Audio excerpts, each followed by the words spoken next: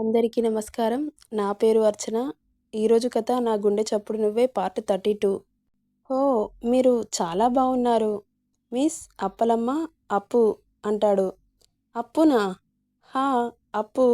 మీ పేరు అప్పలమ్మ కంటే అప్పు బావుంది. బాబోయ్! వీడు నాకు నిక్ నేమ్స్ కూడా పెడుతున్నాడు. రేయ్ హర్ష! నేనంటే నీకెందుకురా పగ? ఛ! నాకు నచ్చని పనులన్నీ నేను చేసేలా చేస్తున్నావు. హా! బావుందండి అని హిహిహిహి అని నవ్వుకుంటూ మిస్ అప్పు వీలైతే కాఫీ లేకుంటే మూవీ అంటాడు తింగరి మేళం. వామ్మో! వీడు అప్పుడే మూవీ వరకు వచ్చాడు. ఇంకాస్త ఆగితే రూమ్‌కి రమ్మంటాడేమో అనుకుంటూ వద్దండి మనం రేపు వెళ్దాం అంటుంది. మీరు నాతో కాఫీకి రావాల్సిందే. నేను అలుగుతాను. ఛీ! వీడి ఓవరాక్షన్ చూడలేక చస్తున్నా. ఈరోజు వీడి భార్య నుండి తప్పించుకోవాలి. మళ్ళీ రేపు హర్ష వస్తే ప్లాన్ ఎక్స్‌ప్లెయిన్ చేయాలి వీడికి. లేకపోతే పాపం వాడిని మోసం చేసినట్లు అవుతుంది అని అనుకుంటూ మనం రేపు కలుద్దామా అంటుంది రాణి నవ్వును పులుముకొని. ప్లీజ్ అప్పు కనీసం నాతో కాఫీ అయినా తాగొచ్చు కదా అని హొయ్యలిపోతూ ఉంటాడు. నాకు చాలా పనుంది. టైం చూడండి ఎంతవుతుందో. మళ్ళీ మనం రేపు కలుద్దాం. సర్లేండి ఏం చేస్తాం అని షేక్ హ్యాండ్ ఇస్తాడు. అంజలి నమస్తే పెడుతుంది. అయ్యో ఎందుకప్పు షేక్ హ్యాండ్ ఇవ్వచ్చు కదా అని తన భుజం మీద చెయ్యి వెయ్యబోతుంటే టక్కున తనని పక్కకు లాగుతాడు ఎదురుగా ఉన్న 6 ఫీట్స్ కటౌట్. టక్కున వెనుకకు తిరిగి చూస్తుంది అంజలి. పాప ఫ్యూజులు అవుట్. తనని చూడగానే చిన్నపాటి ప్రకంపనలు స్టార్ట్ అవుతాయి అంజలికి. అతని కళ్ళు చింతనిప్పులా ఎర్రగా మారి రుద్రునిలా కనబడుతున్నాడు హర్ష. తనని చూసి జడిసి దూరం జరుగుతుంది అంజలి. మరి నీకెందుకే ఈ ప్లానింగ్స్? నోరు మూసుకొని ఉండక. హర్ష వాడి చేతిని గట్టిగా పట్టుకొని మెలిపెడుతూ ఉంటాడు. వాడు నొప్పితో ఎవరు మీరు? నా చెయ్యెందుకు పట్టుకున్నారు అంటూ నొప్పికి అరుస్తూ ఉంటాడు. నేను కాదు నువ్వెవర్రా ఆమె మీద చెయ్యి వేయడానికి అని వాడి చేతిని ఇరిచేసి కడుపులో ఒక తన్ను తంతాడు. వాడు నొప్పికి విలవిలలాడుతూ ఉండగా అంజలి టక్కున హర్ష దగ్గరికి వచ్చి హర్ష ప్లీజ్ వాడిని ఏం చెయ్యొద్దు. వాడు తప్పేం లేదు అంటుంది. షార్పుగా ఒక చూపు చూస్తాడు. ఆ చూపుకు భయపడి వెనకడుగు వేస్తుంది అంజలి. వాడి ముఖం మీద పంచులు ఇస్తూ ఉంటాడు. ముక్కులో నుండి నోట్లో నుండి రక్తం బొటబొట కారుతూ ఉంటుంది. ఆ రక్తాన్ని చూసుకొని వాడు భయపడి సార్ మీకు దండం పెడతాను నన్నెందుకు కొడుతున్నారో చెప్పండి అని వేడుకుంటూ ఉంటాడు. ఎదురుగా చూస్తున్న అంజు సుషి నోటి మీద వేలేసుకొని భయంతో వణుకుతూ ఉంటారు. ఇద్దరు వాడిని పొట్టు పొట్టు తన్ని అంజు చెయ్యి పట్టుకొని బరబరా లాక్కెళ్ళి కారులో పడేస్తాడు. ఎదురుగా దూరం నుండి చూస్తున్న నిత్య కిరణ్ ఏం జరిగిందోనని పరిగెత్తుకుంటూ వస్తారు. అంజుని లాక్కెళ్ళడం చూసి ఏమైంది సుషి? మా అన్నగాడేంటి అంజలిని అలా లాక్కెళ్తున్నాడు అని అనగానే జరిగింది చెబుతుంది సుషి. పోయి వాడితోనే పెట్టుకుంటుందా అంటాడు కిరణ్.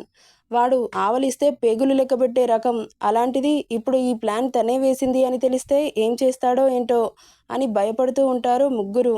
కిరణ్కి ఏదో తట్టిన వాడిలా మీరేం టెన్షన్ పడకండి. వాడు తనని ఏం చేయడు. ఎందుకంటే బాబు లవ్ చేస్తున్నాడు కదా అందుకని మాట అని అనగానే కొంచెం ఊపిరి పీల్చుకుంటారు నిత్య సుషి. ఎదురుగా రక్తపు మడుగులో పడి ఉన్న వాడిని చూస్తుంటే జాలిగా అనిపించి అంబులెన్స్కి కాల్ చేసి వాడిని ఉస్మానియాకి పార్సల్ పంపిస్తాడు కిరణ్. పాపం అంజు చేసిన పనికి వీడు బలయ్యాడు. అసలు ఇలా ఎలా ఆలోచించింది? వాడి గురించి తెలిసి కూడా ఈ అంజలికి వాడంటే భయం లేదా ఏంటి? వాడిని రెచ్చగొట్టే పనులు ఎందుకు చేస్తుంది? ఏమో తను చిన్నపిల్లలాగా ఇలా ప్లాన్స్ ఎందుకు వేస్తుందో ఏంటో అని అనుకుంటూ బాధపడతారు ముగ్గురు. ఇక్కడ హర్ష కార్ని రోడ్డు మీదికి పరుగులు పెట్టిస్తాడు. ఆ స్పీడ్కి అదిరిపడి బెదురు చూపులు చూస్తుంది అంజలి. ఇప్పుడు బెదిరితే ఏం లాభం పాప? ఈ భయం ముందుండాలి. ఒక్కసారిగా సిగ్నల్ పడడంతో కార్ ఆపుతాడు హర్ష. అంజు హర్షని మిర్రర్లో నుండి చూడగానే కోపంతో తన దవడ కండరాలు చేతి నరాలు బయటకు తేలి కనబడుతూ ఉంటే అదిరిపడింది పాప. హర్ష కార్ పక్కన ఇంకొక కార్ వచ్చి ఆగుతుంది. వీళ్ళిద్దరినీ వింతగా చూస్తూ ఉంటాడు రాజారావు గారు. హర్ష ఏంటి అమ్మాయితో ఎక్కడికి వెళ్తున్నాడు? అయినా ఆ అమ్మాయి ఎవరు అని గ్రీన్ సిగ్నల్ పడడంతో దూసుకెళ్తున్నాడు హర్ష. వెళ్తున్న కార్ని ఫాలో అవుతున్నాడు రాజారావు గారు. కార్ రెస్టారెంట్ ముందు ఆగుతుంది. వెనుకే రాజారావు గారి కారు కూడా ఆగడంతో తల తిప్పి చూస్తాడు హర్ష.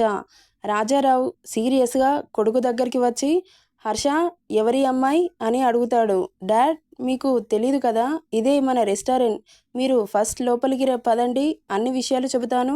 కొడుకు కనీసం చెల్లిని, తల్లిని కూడా ఎక్కించుకోనివాడు ఎవరో పరాయి అమ్మాయిని కారెక్కించుకున్నాడని ఎక్కడో కొడుతుంది రాజారావు గారికి. తండ్రిని తన రూమ్‌కి తీసుకెళ్తాడు హర్ష. ఆ రూమ్‌ని చూసిన రాజారావు షాక్ అవుతాడు.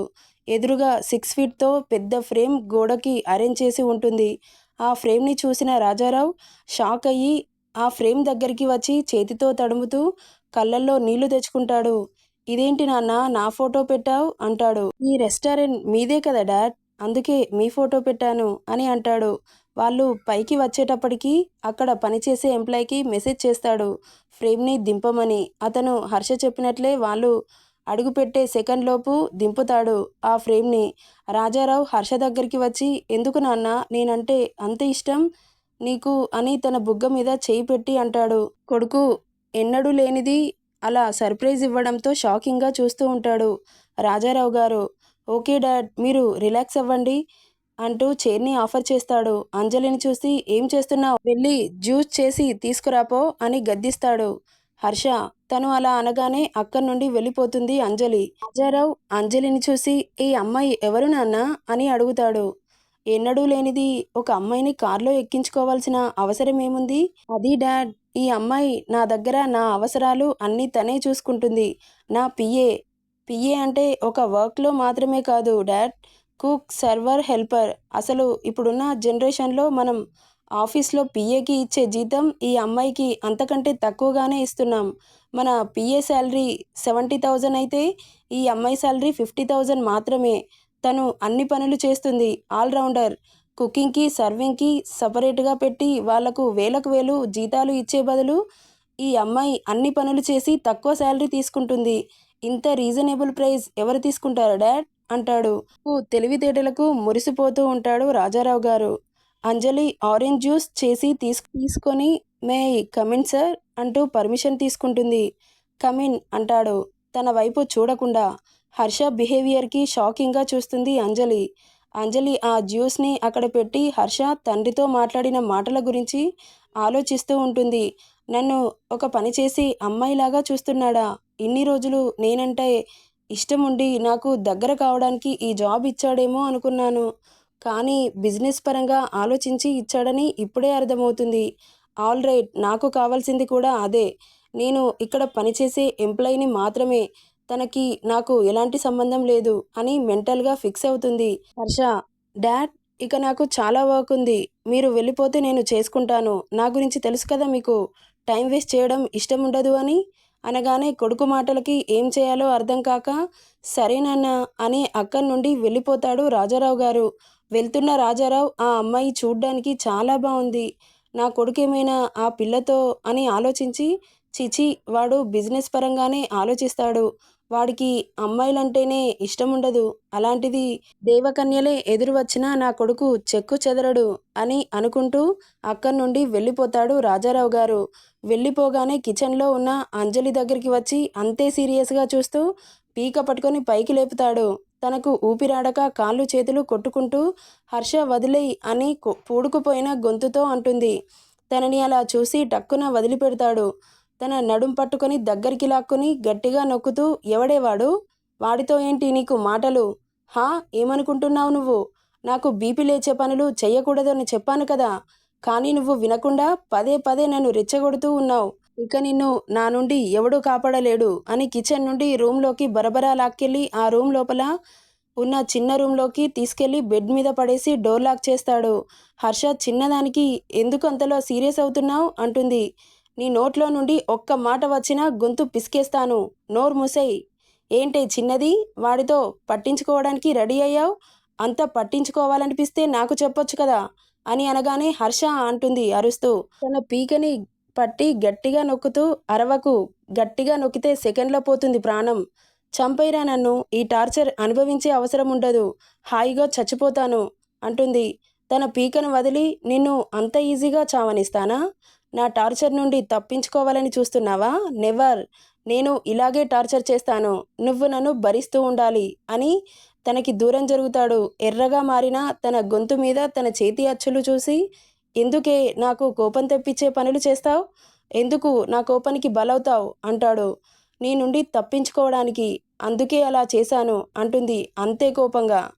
అని అనగానే సెకండ్‌లో తన దవడలు హర్ష చేతిలో నలుగుతూ ఉంటాయి. నొప్పికి అమ్మా అని అరుస్తున్నా డోంట్ షౌట్ అని గట్టిగా గద్దిస్తాడు. ఎస్ నీకు నేను దక్కను. నువ్వు నా ముందు ఎంత ఎగిరెగిరి పడినా నేను నీ దగ్గరికి రాను అంటుంది. అలాగైనా వదులుతాడేమో అని. నువ్వు ఇలా చెబితే వినవే. నువ్వు నా నుండి దూరం కావాలని చూస్తున్నావు కదా! ఓకే. ఆల్రైట్. ఆ దూరం మన మధ్యలో ఉండకూడదు అంటే ఇప్పుడే ఇక్కడే మన మధ్యలో ఉన్న ఈ చిన్న లైన్ని దాటేస్తాను. ఏం పీకుతావే అంటూ తన మీదకు వెళ్తూ తన షర్ట్ బటన్స్ తీసేస్తూ షర్ట్ని తీసి పక్కకు పడేస్తాడు. అంజలి తనని అలా చూసి దడుచుకుంటుంది. అమ్మో వీడి చేతిలో ఈరోజు నాకు మూడింది అని అనుకుంటూ చేతులు షివర్ అవుతూ ఉంటాయి అంజలికి. వద్దు హర్ష ప్లీజ్ ఇంకోసారి అలా చెయ్యను అంటూ బతిమాలుతూ ఉంటుంది. ఈ భయం ముందుండాలి. నాకు దూరంగా ఉండాలన్న నీ ఆలోచనకు నాకు కోపం తెప్పిస్తున్నావు.